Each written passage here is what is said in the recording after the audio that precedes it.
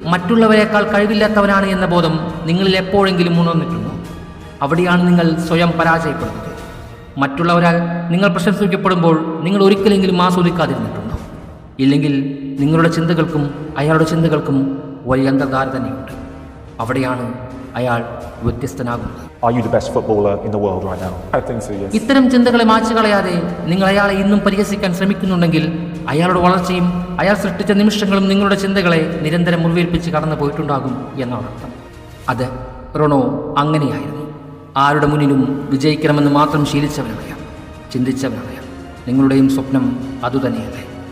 എല്ലാം അവസാനിക്കാറായിരിക്കുന്നു. അത് എനിക്കും നിങ്ങൾക്കും നല്ലപോലെ അറിയാം. എന്നിട്ടും നിങ്ങളിൽ വെറുപ്പ് അവശേഷിക്കുന്നുണ്ട്. പക്ഷേ അയാളോ അയാളുടെ കാലുകളോ ഒന്നും അവസാനിപ്പിക്കുവാൻ ഇന്നേ വരെ തീരുമാനിച്ചിട്ടില്ല. മറ്റൊരു ലീഗിൽ 100 ഗോളുകളെന്ന ലക്ഷ്യം തികച്ച് ആർക്കും ഫുട്ബോൾ ലോകത്ത് പടർത്താൻ കഴിയാത്ത ആഴിയായി അയാൾ പടർന്നുകൊണ്ടിരിക്കുകയാണ്. ഒരുപക്ഷെ അവസാനിക്കുന്നതിന് മുൻപുള്ള ആളിക്കത്തലായി അത് മാറിയേക്കാം. എന്നാൽ പലരും അവരുടെ രാജ്യത്തിൻ്റെ ചരിത്രത്തിൻ്റെ ഒരു ഭാഗം മാത്രമായി അവസാനിപ്പിക്കാൻ കാത്തിരിക്കുമ്പോൾ അയാൾ മാത്രം തൻ്റെ രാജ്യത്തിൻ്റെ ചരിത്രമായി മാറാൻ കാത്തിരിക്കുകയാണ്. അവിടെയാണ് റൊണോട്ടിക് എന്ന എൻസൈക്ലോപീഡിയ എല്ലാവർക്കും മുകളിൽ വിരാജിക്കാൻ പോകുന്നത്.